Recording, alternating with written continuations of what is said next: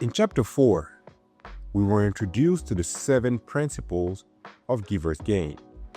And in Chapter 5, we learned that the first principle, are they in your light, is about discernment. Now, in Chapter 6, we move into the second principle, give without expectation. The message is straightforward. When we give, we must give with no expectation of anything in return. If we expect something back, then it is no longer giving, it is a transaction. True generosity flows freely and does not keep score. This is the principle that many people think they understand when they first hear about giver's gain. But it is also one of the most misunderstood. People often confuse a reciprocal relationship with a transactional one.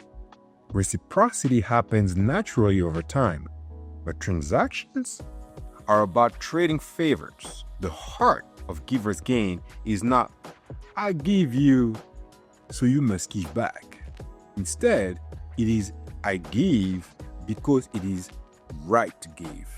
The chapter reminds us that giver's gain works best where there is no transactional expectation. In practice, this idea extends far beyond business. A moving example is a story of Narayanan Krishnan, an accomplished chef from India. Though he had opportunities for wealth and prestige, he chose instead to dedicate his life to feeding the homeless in his hometown of Madurai. Starting with his own savings, he fed 30 people a day. Over time, that effort grew into serving over 1.7 million meals. But Krishnan did far more than feed. He shaved, bathed, and cared for people who had been forgotten. His life shows what it means to give without expectation, to serve purely for the joy of giving. When we give in this way, the gain is often not material. It is the inner joy that comes from making a difference. That is why Infinite Giving insists that we give from the right spirit, never as a tool to manipulate others or demand something in return. The chapter also points out how the principle can sometimes be misused. In business circles, people may wrongly present giver's gain as if it guarantees results. They may say, if you give referrals, you will always get business back.